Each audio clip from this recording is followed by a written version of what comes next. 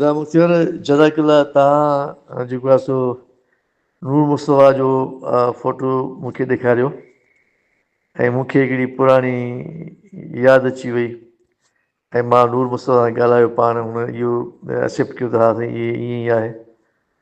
थियो ईअं त असां कुझु दोस्त जेके से फॉरेन मेस में ई ब्लॉक में मेंबर हुयासीं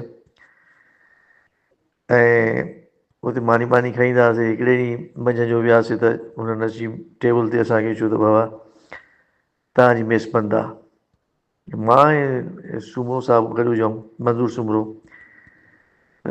मां हुनखे चयो आहे मेस सेक्रेटरी किथे आहे? उहो ई ब्लॉक में ई रहे पियो। वियासीं हुन वटि बलोच हुयो या फॉरेनर्स मेस हूंदी। पोइ उन बलोच खे मां पुछियो भाई तूं जेको असांजी मेस असांजा तो वटि पैसा पिया आहिनि? चई हा साईं पैसा पिया आहिनि। मेस क्यों बंद करी थी?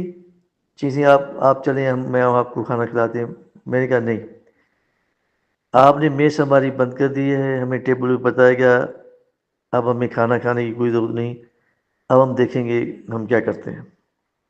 पोइ वरी उतां मंज़ूर सूमर मां मोटी आयासीं। वरी सीनियर दोस्त ॾहाणी हूंदो हिकिड़ो दोस्त नारे जो हूंदो ऐं हिकिड़ो ॿियो ॻोठ जो प्रोफेसर बि थियो हुते। पोइ उन्हनि खे चयोसीं भाउ त उनखां पुछियोसीं तव्हां मानी खाधी? चईं कैंटीन में खाधी आहे ऐं असांजी मेस बंदि करे छॾियऊं। मां चयो तव्हां वॾा बेग़ैरत हो।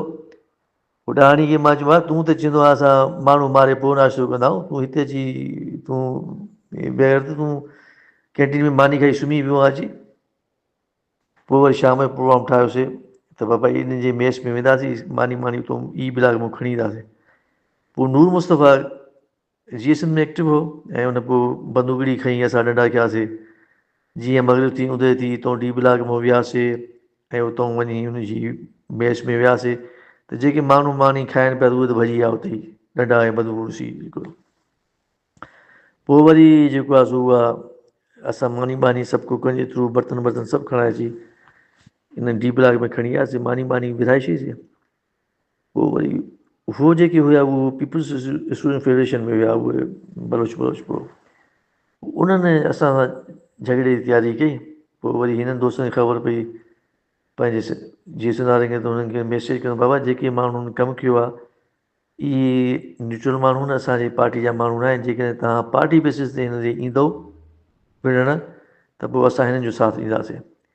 उहो रुकिजी विया। उहो 2 ॾींहं 3 ॾींहं बर्तन असां वटि बंदि रहिया। पोइ 3 ॾींहंनि खां पोइ असांखे हुन बक़ाया पैसा बि ॾिना ऐं असां खां तव्हां वठी विया चऊं सॼा। उहो नूर मुस्तफ़ा सां मां हाणे ॻाल्हायो वीडियो ते ऐं पुछियोमांसि यादि करे मां हा साईं तव्हां सीधा चओ। अलाह साईं ख़ुशि रहे तव्हांखे आबाद रखे। नूर मुस्तफ़ा असल में मूंखे लॻे थो त हीअ कॾहिं का व्हाट्सअप अहिड़ी आई कोन्हे, कॾहिं को फोटो हुनजो आयो ई कोन्हे। अचानक ई रिटायरमेंट जो ॾिठो। पोइ मां वरी सुवाल जवाबु पुछा तव्हां मुंहिंजी मदद कई। अलाह साईं ख़ुशि रखे आबाद रखे। दुआ में यादि कजो।